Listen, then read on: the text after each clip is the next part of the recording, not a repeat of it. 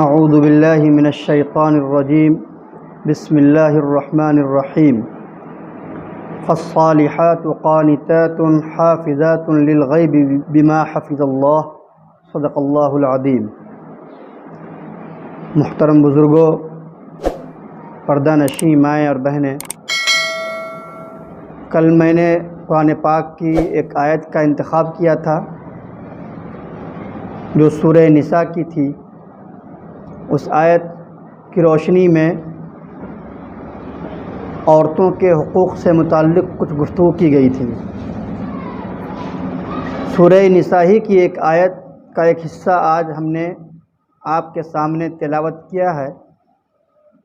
اس کے اندر نیک خاتون کی صفات بیان کی گئی ہے۔ فرمایا اللہ تبارک و تعالیٰ نے کہ جو نیک عورتیں ہوتی ہیں وہ فرما بردار ہوتی ہیں، قانتات، فرما بردار ہوتی ہیں، اطاعت کرنے والی ہوتی ہیں،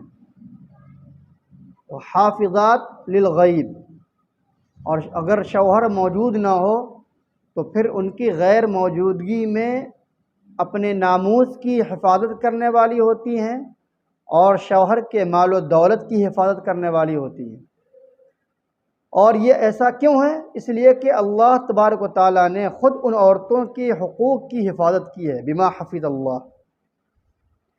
اس آیت کی روشنی میں، یہ آیت بہت ہی مختصر ہے لیکن بہت ہی جامع ہے۔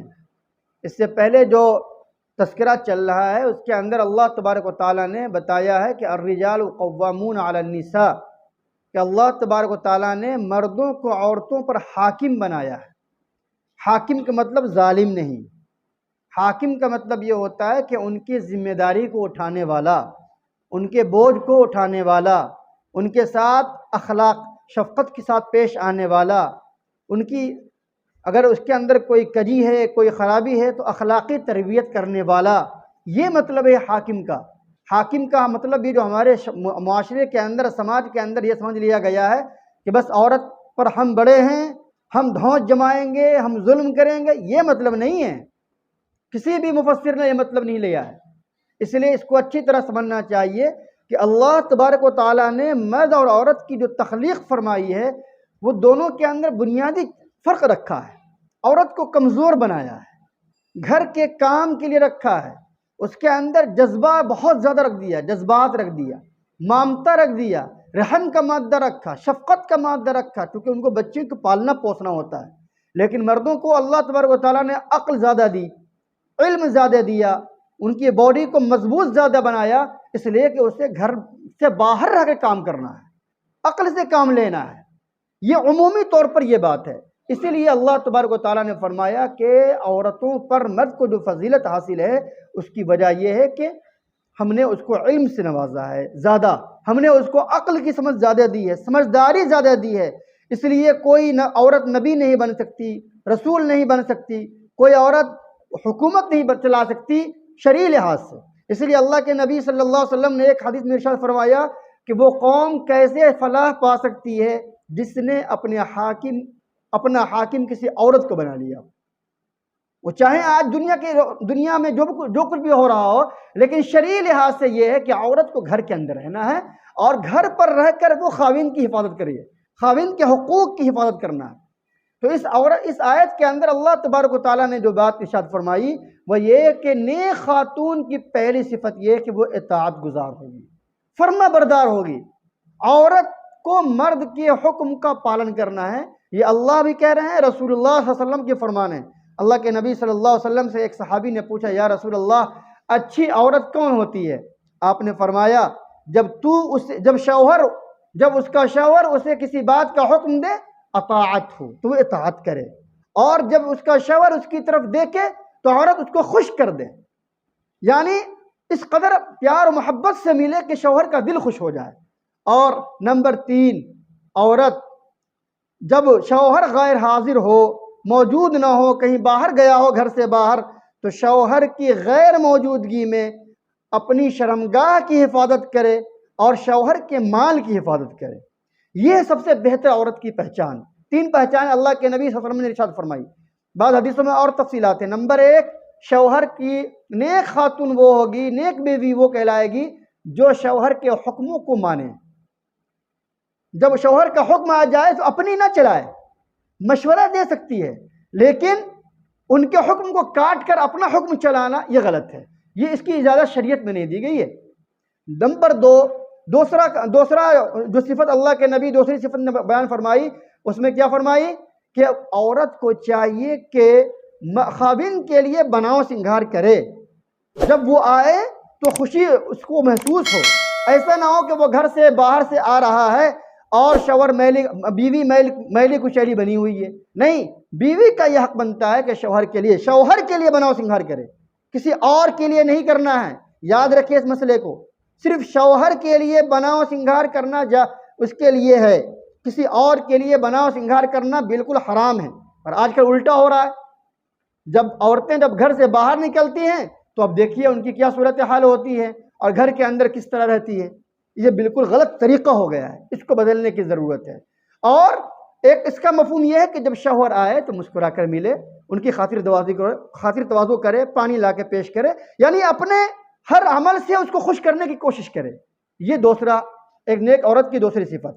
اور تیسری صفت یہ کہ عورت شوہر کے غیر موجودگی میں اپنی شرمگاہ کی حفاظت کرے، کسی اور کے ساتھ خیانت نہ کرے۔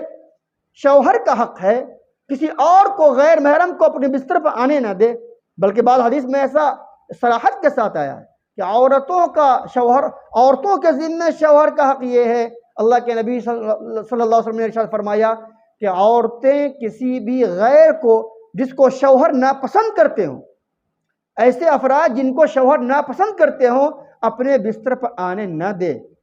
یہ بہت ضروری ہے۔ آج کل ہوتا ہے گھروں کے اندر الل ٹپ لوگ آ رہے ہیں، جو من میں آیا گھسے جا رہے ہیں۔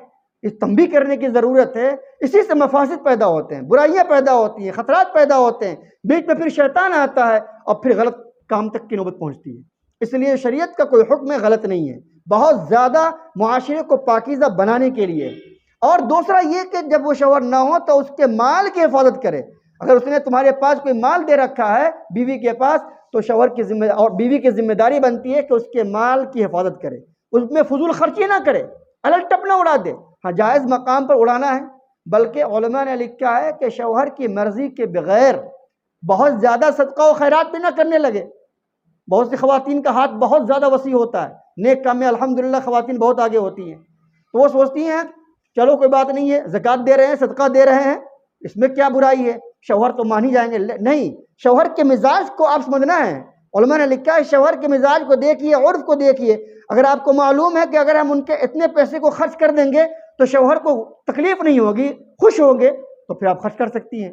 لیکن اگر آپ نے اتنا پیسہ خرچ کر دیا صدقہ و خیرات میں، اللہ کے راستے ہی میں، کہ شوہر کو تکلیف ہو رہی کہ تم نے اتنا پیسہ کیوں خرچ کیا، ایک لمٹ میں خرچ کرنا چاہیے تھا، تو پھر آپ کو حق نہیں ہے۔ یہ ہے شریعت کے اندر نیک بیوی کی صفات۔ اور اس کے بعد فرمایا نافرمانی نہیں کرنی ہے شوہر۔ نافرمان عورت اللہ کو بہت ناپسند ہے۔ حدیث شریف میں آیا کہ اگر کوئی خاتون کو شوہر بلائے بستر پر، وہ نہ آئے تو، اور وہ غصے کی حالت میں شوہر الگ بستر پر سو جائے، تو صبح تک فرشتے اس پر لعنت کرتے رہتے ہیں، اس خاتون پر۔ آپ اندازہ کیجئے کتنا حقوق ہے۔ ایک حدیث میں ارشاد فرمایا کہ اگر میں کسی کو سجدہ کرنے کا حکم دیتا تو عورت کو دیتا کہ وہ اپنے خاوند کے سامنے سجدہ کرے۔ حالانکہ کسی کے لیے سجدہ جائز نہیں ہے اللہ کے علاوہ، لیکن بالفرض اگر کسی کے لیے جائز ہوتا تو شوہر کا اتنا اونچا مقام ہے کہ بیوی سے کہا جاتا کہ تم ہر روز بیوی شوہر کو سجدہ کرو۔ یا آپ اندازہ کر سکتے ہیں آخری حد ہے یہ کسی بھی چیز کو، عظمت کو سمجھانے کے لیے۔ اس لیے خواتین کو چاہیے کہ وہ اپنے اندر اطاعت کا جذبہ رکھیں، صبر کا جذبہ رکھیں، فرما برداری کا جذبہ رکھیں، اطاعت پہنچانے کا، حسن سلوک کرنے کا، راحت پہنچانے کا جذبہ رکھیں، پھر انشاءاللہ ان کی زندگی بڑی خوشگوار گزرے گی۔ لیکن جو خواتین اپنی منمانی کرتی ہیں، اپنی چلانے کی کوشش کرتی ہیں، شوہر کے حکم کو پامال کر کے اور اپنے من سے جو چاہتی کرتی ہیں، ایسے گھروں کے اندر انبن رہتی ہے، اور پھر وہ گھر کبھی بھی سکھ نہیں رہ سکتا۔ کیسے رہے گا وہ گھر، اس گھر کے اندر خوشی جس گھر کے اندر اللہ اس کے رسول کے حکموں کو توڑا جائے گا؟